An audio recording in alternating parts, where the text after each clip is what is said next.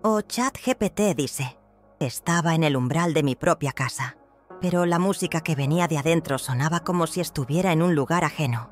Era alta, alegre, casi insolente, y cada nota me empujaba un poco más hacia atrás, como si quisiera sacarme de allí antes de entrar.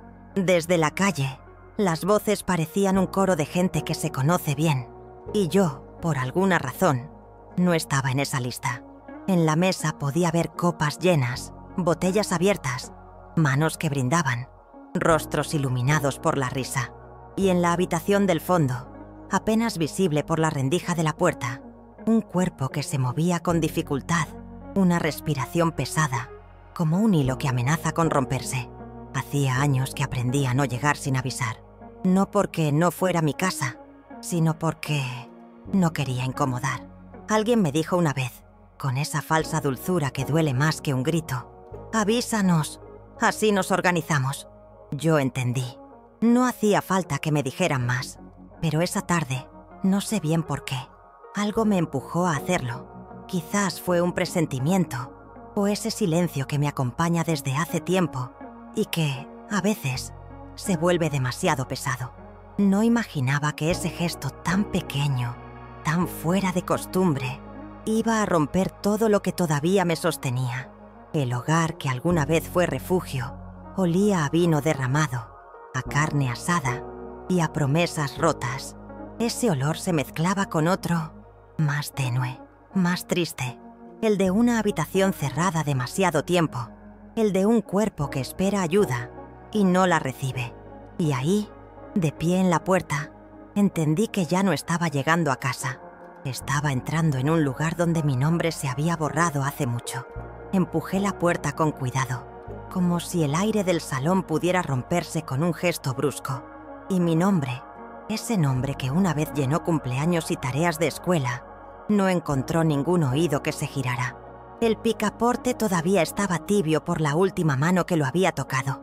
Y sin embargo, la mía pareció no dejar marca. Nadie dijo «hola». Nadie preguntó si necesitaba algo. Nadie interrumpió el brindis para cederme un espacio en la mesa. Era como si yo hubiera faltado a la fiesta y mi ausencia hubiera sido un alivio. Hasta que, sin invitación ni anuncio, aparecí, recordándoles que aún existía. Pero ni así, el saludo que yo esperaba, ese pequeño puente de humanidad, no llegó. Y la música siguió su camino, como un río que arrastra hojas, sin preguntarse de quién eran. Di 2 pasos y el suelo crujió bajo mis zapatos viejos, ese sonido íntimo de madera que antes me hacía sentir dueña de algo. Nadie volteó. Una mujer a la que había visto un par de veces, amiga de mi nuera, creo, se reía con la cabeza hacia atrás, mostrando todos los dientes como en las fotos donde salen felices por obligación. Alguien dijo un chiste sobre la carne, que se estaba pasando, y otra voz respondió que no importaba, que con tanto vino todo sabía mejor.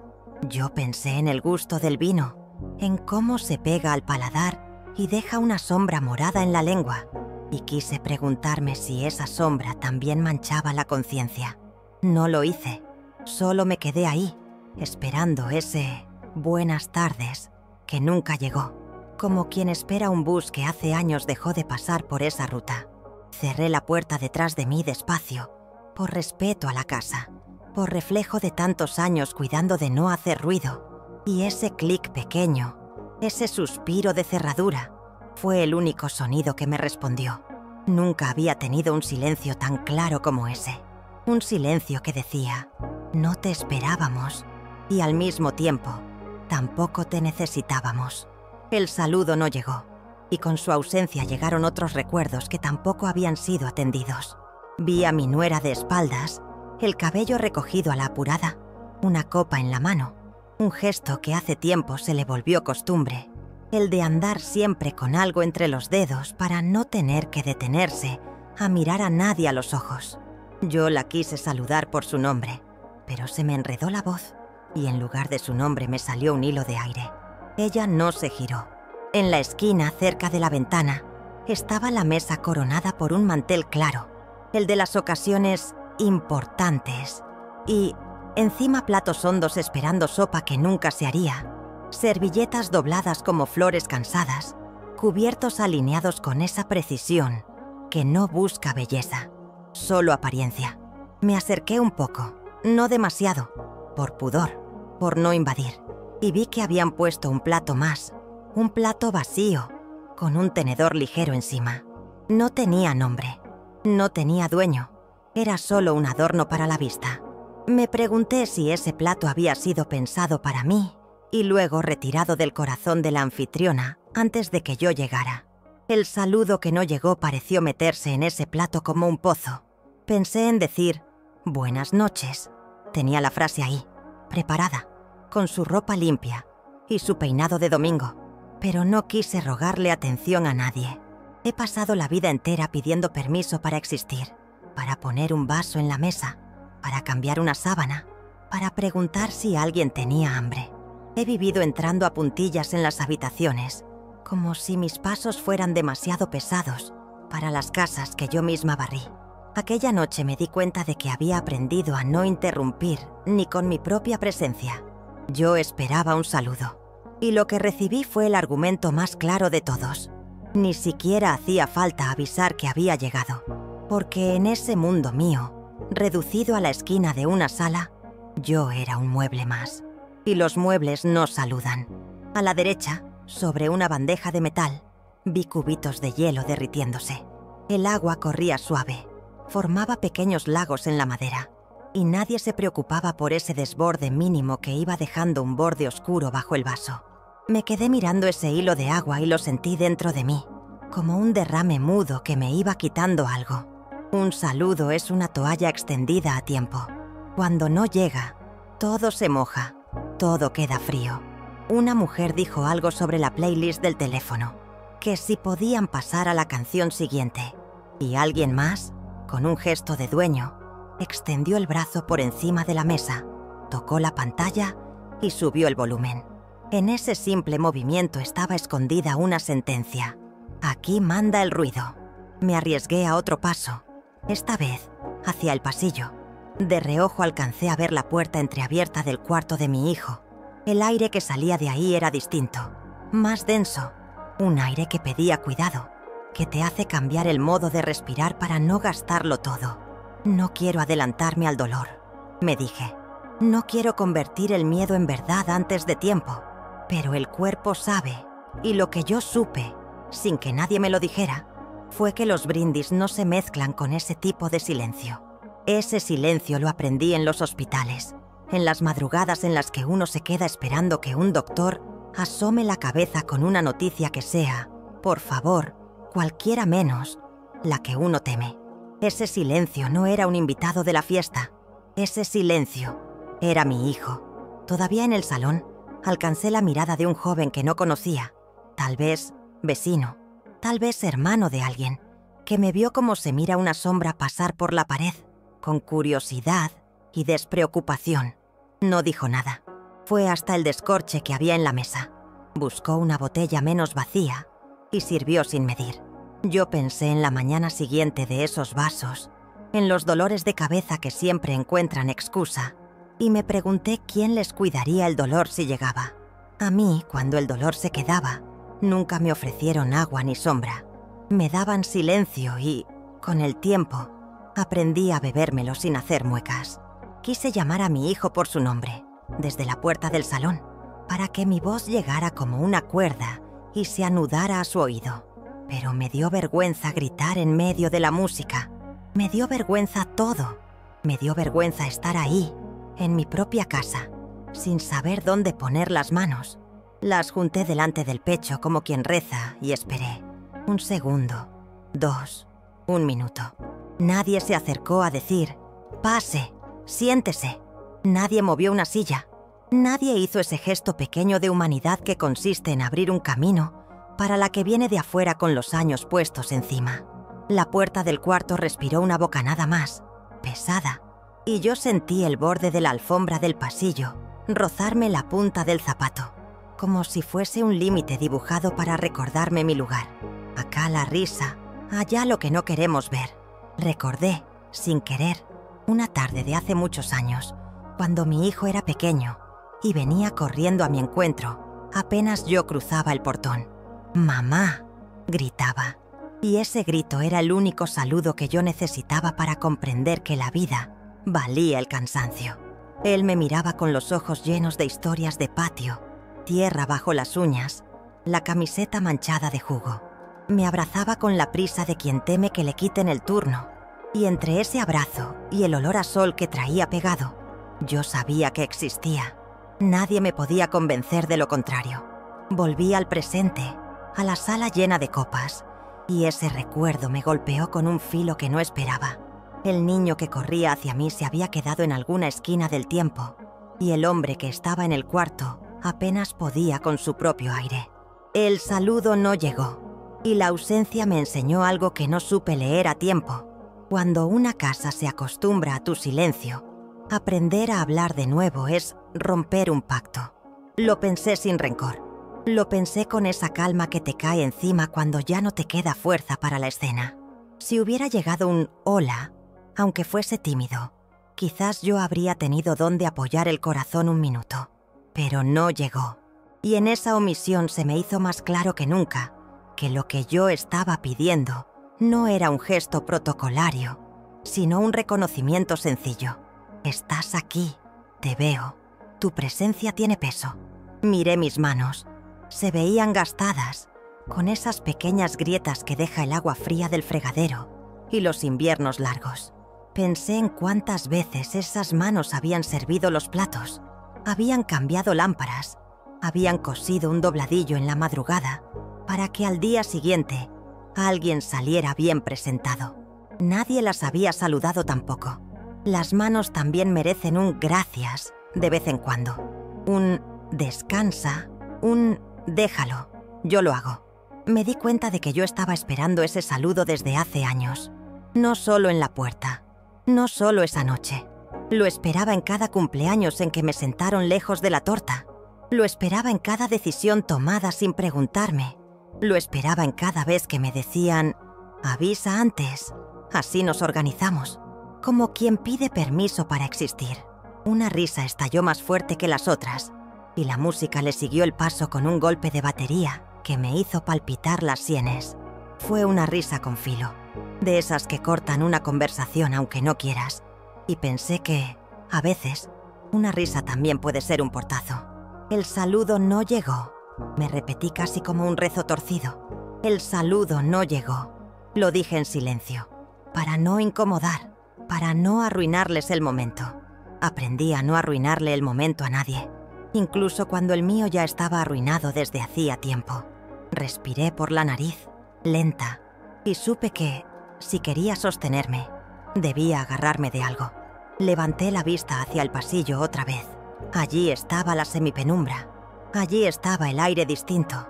Allí estaba mi verdadero llamado. Si no me saludaban, si nadie se giraba, si yo era una sombra de pie en la sala, entonces iba a caminar hacia el único lugar donde mi presencia podía tener sentido. Antes de irme del borde de la mesa, toqué con la yema de los dedos la cuerda de una servilleta que se había soltado. El algodón estaba húmedo por una gota de vino, tibio aún, y ese pequeño tacto me sostuvo como puede sostenerte una palabra amable. Volví a pensar en mi hijo de niño, en su voz, en ese mamá que ya casi no escuchaba. Y sentí una punzada que no era solo nostalgia, era una alarma. Nadie me saludó, nadie me nombró, pero la casa me empujaba hacia el cuarto, como quien te toma por los hombros y te dice, anda, entra, no esperes el permiso de nadie, que no se trata de formalidades. Yo sabía que cruzando ese pasillo iba a romper un orden, iba a interrumpir una coreografía que me dejaba fuera. Aún así, di el primer paso. Y mientras ese primer paso caía, un pensamiento me atravesó el cuerpo con la claridad de una noticia. ¿Cuántas veces se empieza una desgracia con la excusa de «no quise molestar»? Tal vez el saludo que no llegó era el aviso de que, en esa casa, la molestia siempre iba a ser yo. No lo dije, no lo voy a decir ahora con rencor. Solo lo supe, como se sabe la hora cuando ya se ha hecho de noche. Y, con esa certeza, me hice más pequeña, para no estorbar, y al mismo tiempo más firme, para no faltar, El saludo no llegó. Lo repito una vez más, no para victimizarme, no para dejar constancia de una injusticia menor, sino porque ese vacío tuvo consecuencias grandes. Un saludo abre puertas, inclusive a los que ya tienen llave. Sin ese gesto, una madre entra a su propia casa como a un lugar prestado, con cuidado de no marcar las paredes. Sin ese gesto, los pasos se vuelven dudas y la voz se queda en el pecho como un pájaro sin ventana. Yo, que había aprendido a amar desde el borde, me quedé allí un instante más, balanceándome entre dos orillas, la risa que no me incluía y la respiración que pedía socorro. Al final supe que yo no había venido a ser testigo de un brindis. Yo había venido, aunque no lo supiera, a escuchar la verdad de un cuarto y a sostener, con mis manos viejas, lo que la música no estaba viendo. Entonces, sin un hola que me detuviera, sin una palabra que me anclara al salón, me dirigí hacia el pasillo. Y aunque nadie lo notó, ese fue mi primer acto de desobediencia en mucho tiempo. Caminar sin permiso, hacia donde la vida me necesitaba. Avancé hacia el pasillo como quien se adentra en un territorio que ya no le pertenece, sintiendo que cada centímetro de alfombra era un campo minado de recuerdos. A un lado, la sala seguía rebosante de voces y música. Al otro, un silencio espeso, como un muro invisible que aislaba el dolor para que no estorbara la celebración. La alfombra bajo mis pies era suave, pero en mi memoria pesaba como plomo. Recordaba cuando la elegimos, hace años, pensando en que fuera cómoda para que mi hijo jugara descalzo. Ahora sus fibras parecían un límite no escrito. Aquí la vida social, allí lo que se prefiere no mirar. Ese pasillo había sido testigo de tantas idas y venidas. Yo lo había cruzado cargando bandejas de comida, cambiando sábanas, llevando medicinas, siempre deprisa, siempre sin hacer ruido, como si mi presencia no tuviera derecho a anunciarse. Y, sin embargo, esa noche cada paso me parecía demasiado fuerte, como si todos pudieran oírlo, y aún así, eligieran ignorarlo. Era una sensación extraña, ser visible para uno mismo, pero invisible para el resto. Lo único que separaba la carcajada del ahogo era ese corredor angosto que olía a encierro. Miré a la izquierda, hacia la luz cálida que bañaba el salón. Allí, mi nuera se inclinaba hacia un invitado, riendo de algo que no alcanzaba a escuchar. Tenía esa risa que enseña los dientes, pero no el alma. A mi derecha, la penumbra del cuarto de mi hijo me llamaba con una voz sin sonido, con esa urgencia muda que las madres conocemos, sin que nadie la pronuncie. El aire era distinto. Tenía un olor agrio, mezcla de sudor, fiebre y abandono. No era un olor que uno quiera llevarse en la ropa, pero sí el que una madre reconoce como señal de que algo está muy mal. Me quedé un instante quieta, atrapada entre dos mundos. El de afuera, que exigía alegría, y el de adentro, que pedía auxilio. El pasillo me recordó a esos sueños en los que intentas correr, pero el cuerpo no responde. Un paso hacia el salón y podría fingir que no vi nada. Un paso hacia el cuarto, y tal vez no habría vuelta atrás. Pensé en todas las veces que había respetado espacios y momentos para no incomodar, y cómo eso me había llevado a vivir en el margen de mi propia historia. Toqué la pared con la yema de los dedos. Sentí el frío de la pintura, ese frío que absorbe la humedad de los inviernos y que yo conocía de memoria. Cada grieta invisible en esa superficie parecía una pequeña cicatriz, como las que yo llevaba dentro.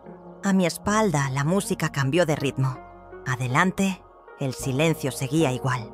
Fue entonces cuando entendí que ese pasillo no era solo un tramo de casa. Era la frontera entre ser testigo o ser ausente. Y yo no había vuelto a esa casa para quedarme al margen. Sin pedir permiso, di un paso más hacia la penumbra, dejando atrás la luz falsa que no me iluminaba. Me asomé apenas lo suficiente para que mi voz no tuviera que atravesar toda la distancia del pasillo. La luz del cuarto era tenue, filtrada por una cortina cerrada que dejaba entrar un hilo de día apagado. Allí, sobre la cama, mi hijo respiraba como si cada inhalación fuera un esfuerzo enorme. Sus labios entreabiertos, la piel perlada de sudor. Su pecho subía y bajaba con esa irregularidad que asusta a quien ha pasado noches en vela junto a una enfermedad. Sentí que algo en mi interior se rompía, pero todavía intentaba mantener la calma. No quise alarmar a nadie de inmediato. Bastaba con que mi voz llegara primero a la persona que, por lógica, debería estar cuidándolo. «¿Qué le pasa?», pregunté, desde el marco de la puerta, con esa mezcla de urgencia y prudencia que solo una madre conoce. La respuesta llegó con una sonrisa que no entendí. Mi nuera, recostada en la pared como si nada apremiara, con una copa en la mano, me miró de reojo y dijo: «Está descansando, no lo molestes». Fue como si esas palabras tuvieran filo. «No lo molestes». 3 sílabas que me atravesaron la garganta y me la cerraron de golpe. Como si yo fuera una intrusa, como si mi preocupación fuera un ruido que debía apagarse. Quise responder, decirle que el descanso no tiene ese color, que el descanso no deja la frente fría y húmeda, que el descanso no hace que la piel pierda su tono, pero mi voz se quedó atrapada detrás del nudo que me apretaba el cuello. Ella volvió a girarse hacia el pasillo como si ya todo estuviera resuelto. Llevó la copa a los labios y bebió un sorbo lento. Ese gesto de quien tiene todo el tiempo del mundo. Afuera, alguien soltó una carcajada y un aplauso rompió el aire. Dentro, mi hijo apenas lograba que el aire entrara en sus pulmones. El contraste era tan brutal que sentí que estaba dividida entre 2 realidades incompatibles. Una que celebraba y otra que agonizaba. «¿Hace mucho que está así?», alcancé a preguntar, obligándome a sacar las palabras como si las rescatara de un pozo profundo. Ella levantó un hombro, como quien se quita un insecto de encima, y respondió: «Desde hace un rato, pero se va a poner bien. Ya sabes cómo es». No sabía cómo era. Lo que yo sabía era lo que veía. Un hombre que alguna vez corrió hacia mí para mostrarme sus dibujos, ahora atrapado en un cuerpo agotado. Quise entrar más, acercarme, poner mi mano en su frente, pero algo en la forma en que ella me miraba me decía que cada paso mío era una invasión. Era como si esa habitación, en la que tantas veces había cantado para espantarle la fiebre, ahora tuviera un dueño distinto, alguien que decidía cuándo y cómo podía yo acercarme. Me quedé inmóvil, sintiendo cómo mi garganta seguía cerrada, no solo por la frase en sí, sino por lo que significaba. Que mi lugar ya no era junto a él, que mi presencia se había vuelto un estorbo, incluso en su fragilidad, y sin embargo, dentro de mí, una certeza crecía como una llama lenta. No había venido hasta ahí para mirar desde la puerta. El aire que llenaba ese cuarto pedía compañía, y yo no estaba dispuesta a dejarlo solo por obedecer un mandato disfrazado de cuidado. Respiré hondo, buscando recuperar mi voz, y supe que la próxima palabra que saliera de mi boca no sería para pedir permiso. Avancé unos pasos dentro del cuarto, ignorando la incomodidad que podía causar, porque ya no podía sostenerme en el marco de la puerta como si fuera una invitada accidental.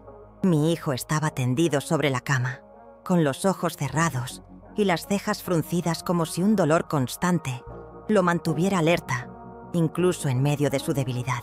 Me acerqué despacio, intentando no hacer ruido, aunque la música y las voces que venían del salón ya habían roto cualquier idea de silencio. En la pequeña mesa junto a la cama había un vaso de agua, sin hielo, tibio, con el borde intacto. Nadie lo había tocado. Esa imagen me apretó el pecho como una mano invisible. El agua, tan simple y tan vital, estaba allí esperando ser bebida, mientras él respiraba con dificultad, como si cada sorbo pudiera significar algo. Me incliné para tocarle la frente. Estaba caliente, pero no con el calor amable del descanso, sino con ese fuego opaco que anuncia fiebre. Pasé mis dedos por su cabello húmedo, como hacía cuando era niño, y sentí que cada hebra me devolvía una memoria. Recordé las madrugadas en las que me levantaba a calentarle un té, a cambiarle la camiseta empapada de sudor, a contarle historias para que olvidara la tos. Nunca hubo un vaso olvidado junto a su cama en esos días. Nunca hubo una habitación llena de aire estancado mientras yo estaba cerca. Miré otra vez el vaso. El agua se movía apenas, como si un temblor minúsculo hubiera agitado la superficie. Pensé que ese temblor podía ser el eco de todo lo que yo no estaba haciendo en ese momento. No le estaba hablando, No le estaba ofreciendo mi mano con firmeza. No le estaba pidiendo que me mirara para saber si todavía podía reconocerme. Y sentí culpa. Culpa por no haber llegado antes, por no haber llamado más seguido, por haber aceptado, de alguna forma, que mi papel en su vida se redujera a las visitas programadas y los mensajes formales. Al fondo del pasillo, la risa de mi nuera se coló como una bofetada suave pero persistente. El contraste era insoportable. Allí, un hombre luchando por mantener el ritmo de su respiración.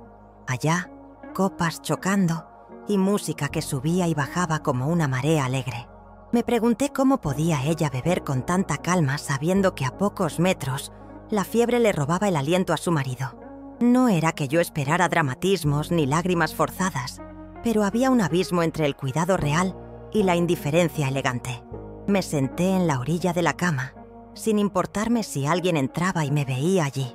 Tomé el vaso y lo acerqué a sus labios. Él hizo un esfuerzo mínimo, una especie de reflejo, pero apenas bebió un sorbo. El resto quedó en el vaso, como una evidencia muda de que algo más grave le impedía recibir incluso el alivio del agua. Lo dejé de nuevo sobre la mesa, con un cuidado casi ritual, porque en ese momento, ese vaso era más que un objeto.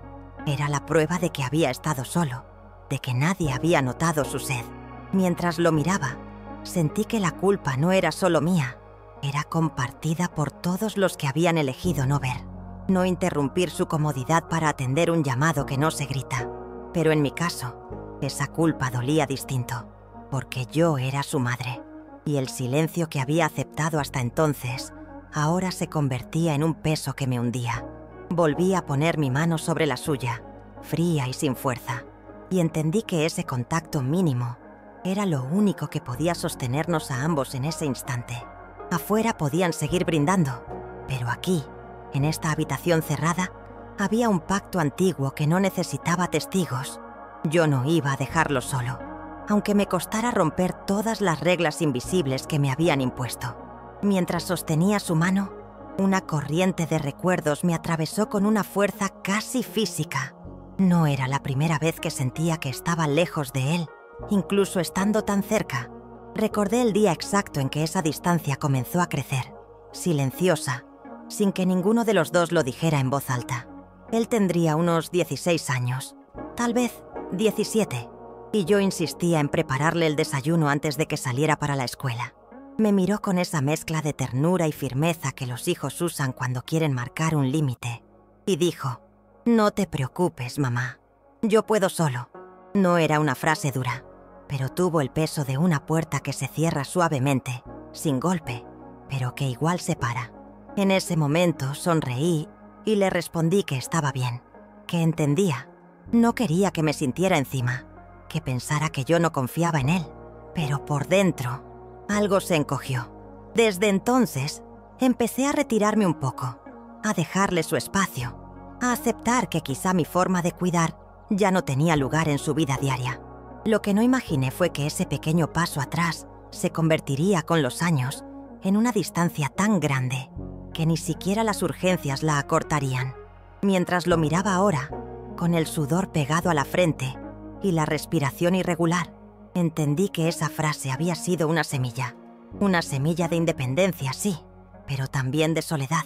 Yo quise creer que estaba criando a un hombre capaz de sostenerse solo, y tal vez lo hice, pero en el camino se me olvidó que incluso los hombres necesitan, a veces, que alguien les acerque un vaso de agua sin que lo pidan.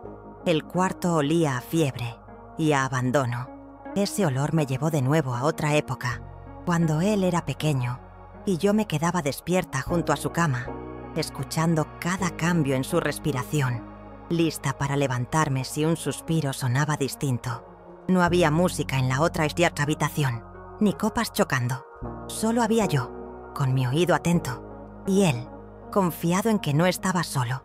Y me dolió saber que, con el tiempo, había aceptado la idea de que no me necesitaba, como si necesitar fuera una debilidad. Allá afuera, las voces subían y bajaban, ajenas a la escena que se desarrollaba a pocos metros.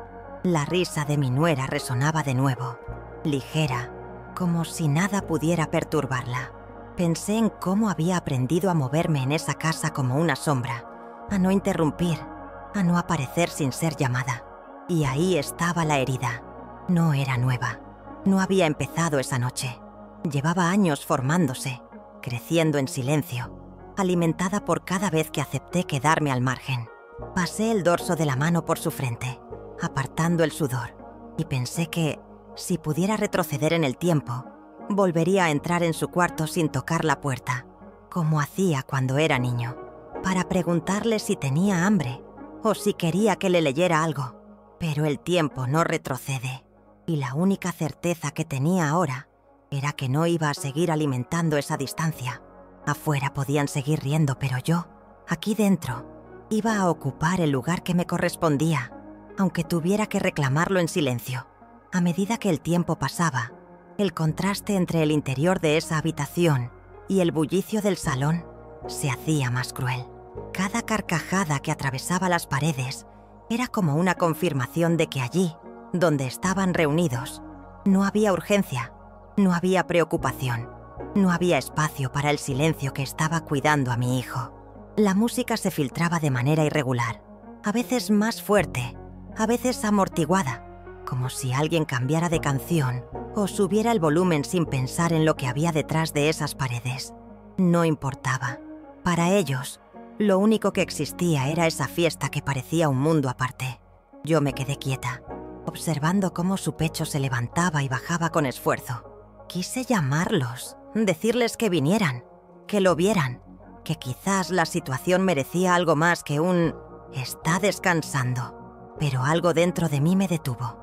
Tal vez fue el miedo a que llegaran con la misma indiferencia con la que me habían respondido antes. Miedo a que miraran a mi hijo como se mira un mueble viejo, con reconocimiento, pero sin cariño. Y me pregunté si esa indiferencia era algo nuevo, o si siempre había estado ahí, disfrazada de formalidad, de educación, de esas frases que llenan el aire pero no tocan a la persona. Escuché el tintinear de copas y pensé en cuántas veces, en el pasado, había yo misma llenado esas copas, cortado el pan, servido la comida, asegurándome de que todos tuvieran lo que necesitaban antes de sentarme a comer. En esas ocasiones, yo estaba presente, pero no era vista. Estaba en el centro de la casa, pero en la periferia de las miradas. Y ahora, tantos años después, esa misma sensación se repetía, solo que más afilada, más evidente. Mi hijo emitió un pequeño quejido, casi imperceptible, y yo apreté su mano. Afuera, una voz femenina lanzó un grito alegre, celebrando algo que no alcancé a entender. La superposición de esos dos sonidos, su queja suave y la euforia de la otra habitación, me dejó un sabor amargo. Era como vivir dos realidades en un mismo espacio, una urgencia que no era reconocida por quienes más cerca estaban de poder ayudar. Volví a mirar el vaso de agua en la mesa y pensé que quizás no era solo agua lo que faltaba. Faltaba presencia, faltaba atención, faltaba el simple gesto de sentarse al lado y escuchar la respiración de quien se siente frágil. Y lo más doloroso era saber que yo no podía exigirlo, no porque no tuviera derecho, sino porque, en esta casa, ese derecho me había sido arrebatado lentamente, sin discusiones abiertas, solo con actos pequeños, casi invisibles, que me empujaban cada vez más lejos. Afuera, la música cambió de ritmo, más rápida, más ruidosa. Dentro, el aire seguía pesado, y entendí que la indiferencia no siempre es silencio. A veces es un ruido constante que no se detiene, que tapa lo que importa, que te obliga a sentir que lo tuyo no merece pausa.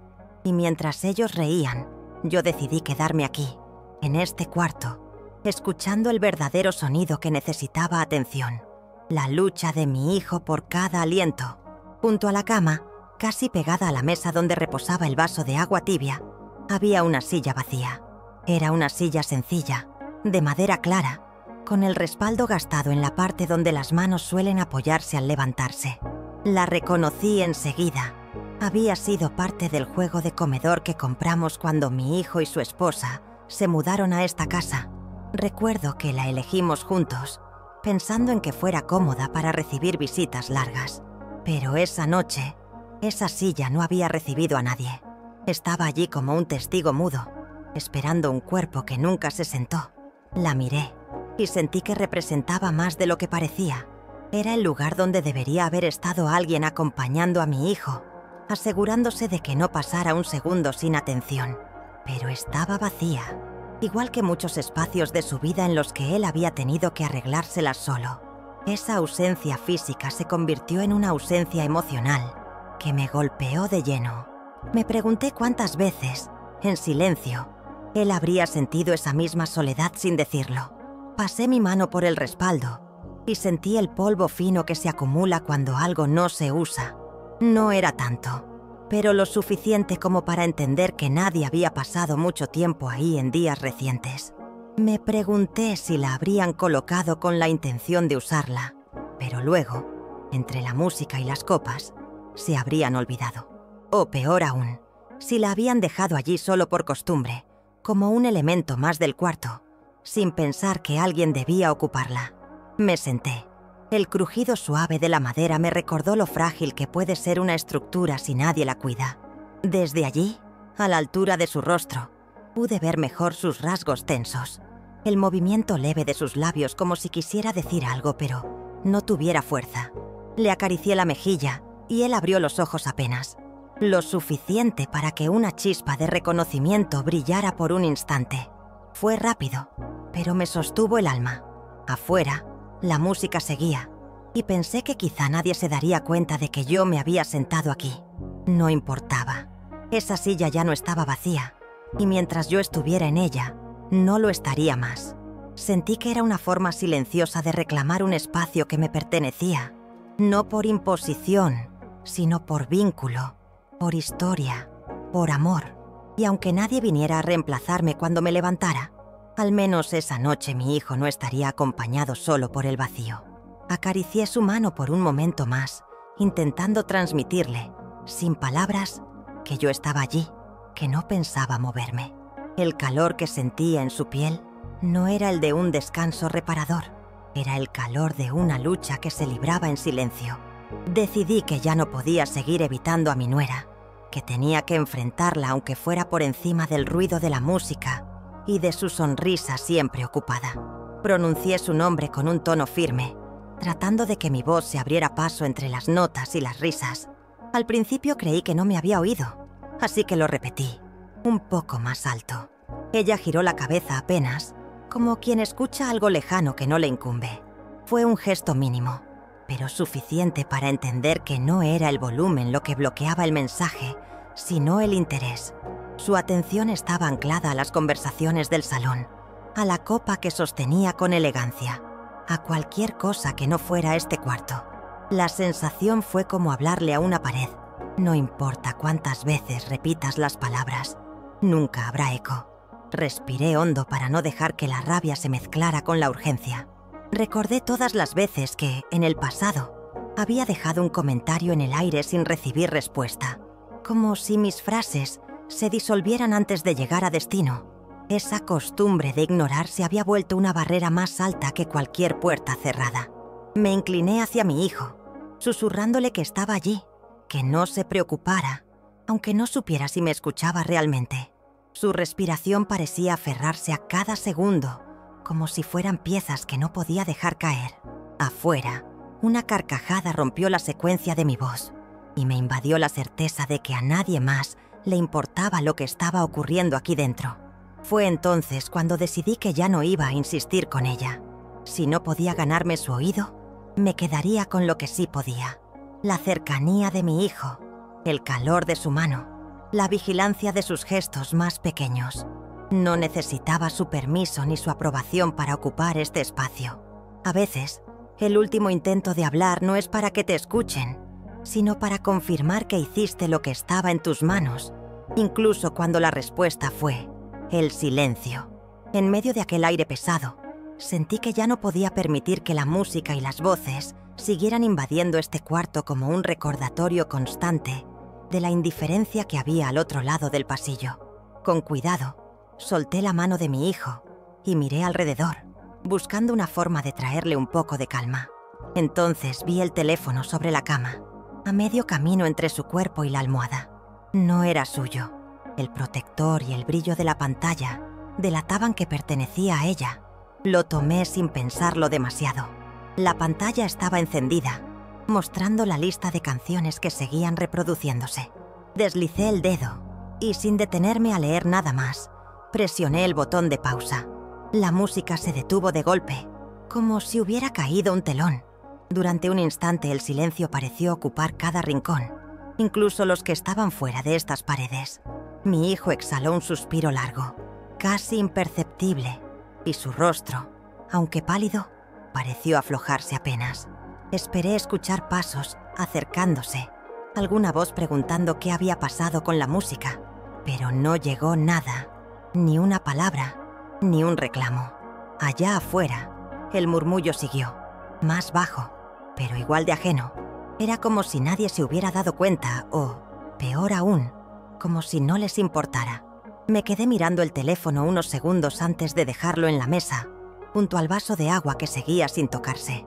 Aquello no había sido un acto grandioso, pero para mí tenía un peso inmenso. Era un pequeño rescate, un gesto mínimo para devolverle un poco de paz. Y aunque nadie lo vio, aunque nadie lo reconociera, su valor estaba en lo que significaba: elegir su descanso por encima del ruido, aunque fuera solo por unos minutos. Volví a tomar su mano. El silencio que quedó no era absoluto. Se colaban voces apagadas y algún que otro tintineo de copas, pero era lo suficientemente profundo para que pudiera escuchar mejor su respiración. Me di cuenta de que ese gesto, invisible para el resto, era una forma de recordarme que todavía podía hacer algo por él. A veces, lo único que tenemos para ofrecer es un instante de calma en medio del caos. Y esa noche decidí quedarme sosteniendo ese instante el mayor tiempo posible. Pasaron unos minutos en los que el silencio, aunque imperfecto, logró envolver la habitación. Me quedé ahí, sentada junto a la cama, observando el rostro de mi hijo, intentando memorizar cada pequeño cambio, cada señal de alivio o de incomodidad. Afuera, las voces siguieron como un murmullo distante, sin que nadie preguntara por él ni por mí. Era como si el mundo estuviera dividido en dos realidades, la de quienes tenían algo que celebrar y la mía, que solo tenía algo que cuidar. No escuché pasos acercándose, ni un ¿todo bien?, atravesando la puerta.